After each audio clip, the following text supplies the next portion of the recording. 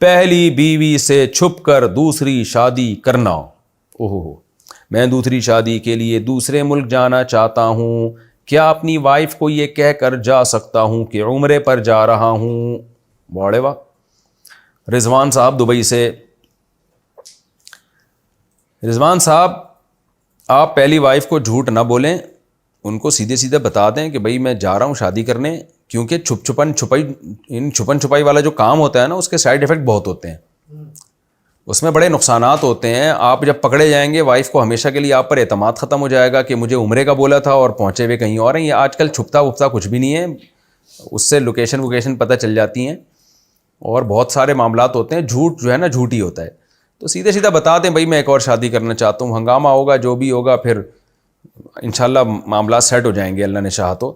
لیکن بہرحال جھوٹ بولنا جائز نہیں. آپ یہ کہہ دیں اپنی وائف کو کہ میں عمرے پہ جا رہا ہوں، تو عمرے پہ چلے جائیں نا، وہاں سے ٹن مار کے ادھر کو نکل لیں. آپ اس طرح کر لیں. آپ رہا مسئلہ چھپ کے شادی کرنے کا، تو اچھا کام تو نہیں ہے، لیکن بات یہ ہے نا کہ جو لوگ دوسری شادی چھپ کے کر رہے ہوتے ہیں نا، جب میں ان سے پوچھتا ہوں کہ بھائی چھپ کے کیوں کر رہے ہو، کوئی غلط کام کر رہے ہو، تو جواب میں کہتے ہیں ہم غلط تو نہیں کر رہے، لیکن معاشرہ اس کو غلط سمجھ رہا ہے.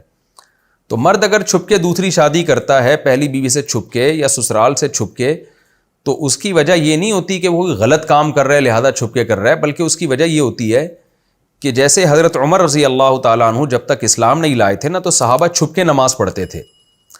تو اس لیے چھپ کے نماز نہیں پڑھتے تھے کہ نماز کوئی غلط کام ہے، بلکہ اس لیے کہ لوگ اس کو غلط سمجھ رہے ہیں. کام بڑا اچھا ہے، کام تو یہ ہے کہ اوپنلی ہونا چاہیے، لیکن لوگ اس کو غلط سمجھ رہے ہیں. حضرت عمر جب اسلام لائے تو انہوں نے کہا اب میں چھپ کے نہیں پڑھوں گا، میں کھلے عام نماز پڑھوں گا، جس نے اپنی بیوی کو بیوہ کرانا ہے، بچوں کو یتیم کرانا ہے، تو مجھے روک کے دکھائے. تو اب یہی مسئلہ ہو گیا ہے کہ بہت سے مرد زنا سے بچنے کے لیے دوسری شادی کرنا چاہتے ہیں، بیوی اجازت نہیں دیتی، اتنا ناک میں دم کر دیتی ہے، پھر وہ مجبور ہوتے ہیں چھپ کے شادی کرنے پر. تو میں چھپ کی شادی کو اپریشیٹ تو نہیں کرتا، لیکن مجبور بھی معاشرہ ہی کر رہا ہوتا ہے، اس کو حلال سے روک رہا ہوتا ہے معاشرہ، اس لیے پھر مجبوراً چھپ کے کر رہا ہوتا ہے. لیکن بہرحال چھپ کے شادی کے سائیڈ ایفیکٹ بہت ہیں، یہ کرنا نہیں چاہیے کام. دوسرا مسئلہ یہ ہے کہ آپ دوسرے ملک جا کے جب شادی کریں گے تو شادی بیوی سے چھپا کے کریں یا بیوی کو بتا کے کریں، لیکن حقوق تو دونوں کو برابر دینے پڑیں گے نا. وہ کیسے دیں گے آپ؟ مثال کے طور پر آپ امریکہ گئے، وہاں آپ نے ایک اور شادی کر لی، ادھر آپ کی بیوی ہے، تو جیسے ہی آپ شادی کریں گے آپ پر برابری لازم ہو جائے گی. جتنی راتیں آپ نے پہلی بیوی کے ساتھ گزاری، اب یعنی اس شادی کے بعد، جتنی راتیں آپ دوسری بیوی کے ساتھ گزاریں گے، وہ ساری راتیں آپ کو پہلی بیوی کو بھی دینی پڑیں گی. تو اب کیا ہوتا ہے کہ لوگ جو باہر جاب کر رہے ہوتے ہیں نا، 8 مہینے باہر رہے، 8 مہینے تو دوسری بیوی کے ساتھ رہے اور 4 مہینے پہلی بیوی کے ساتھ رہے ہیں، تو یہ عدل تو نہ ہوا نا. تو اس کو آپ کیسے ایڈجسٹ کریں گے؟